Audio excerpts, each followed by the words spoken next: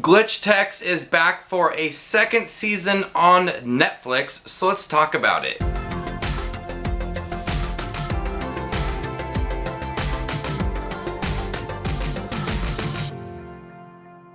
Hey everybody, my name is Justin. I love to watch movies. If you guys love to watch movies too, you guys are in the right spot.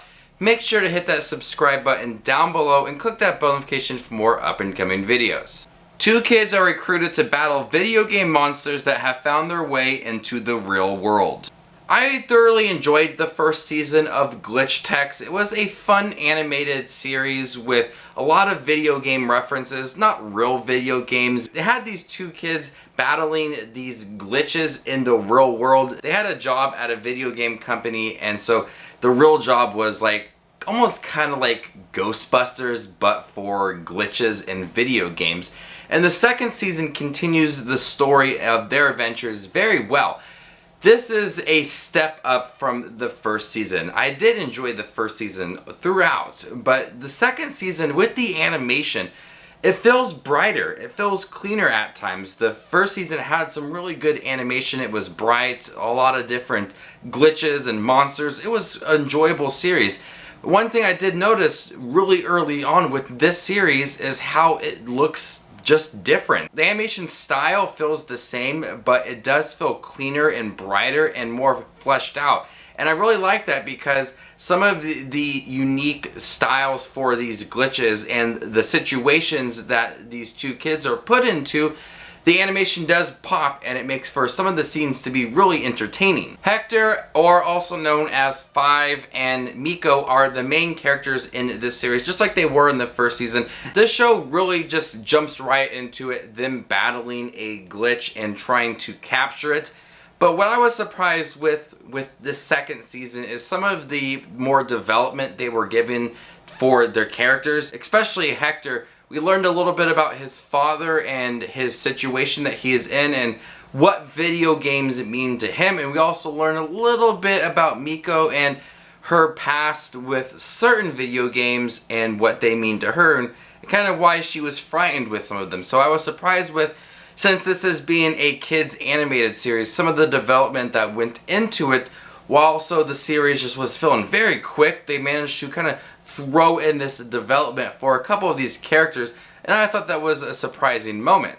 Unfortunately, there are some storylines that really do interest me, but really just kind of simmer out throughout the series.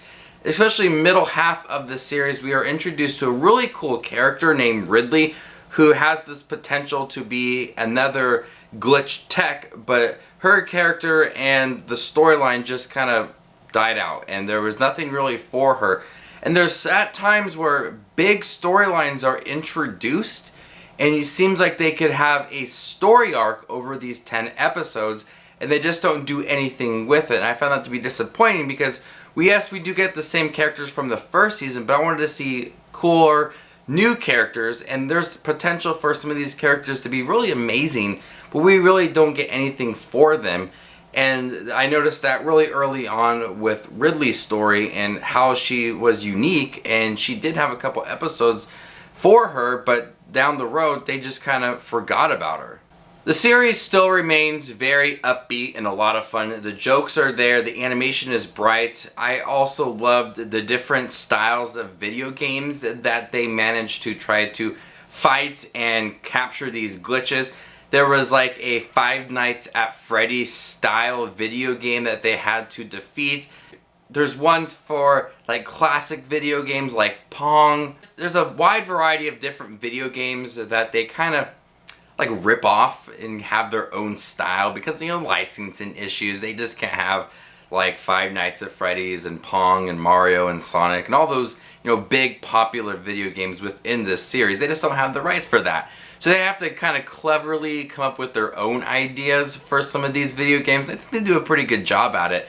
The animation for some of these cool characters are unique and they tried their best to make them stand out, but also understand that it's kind of referencing a certain video game. I did notice that in the first season, and the second season does a pretty good job at that.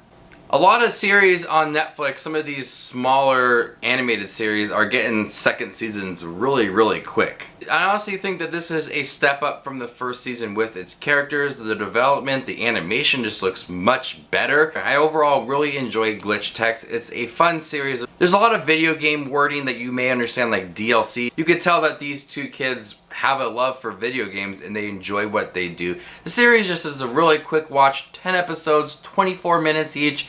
It's a breeze to get through, but it's a blast. If you enjoyed the first season, I highly recommend checking out the second season of Glitch Techs.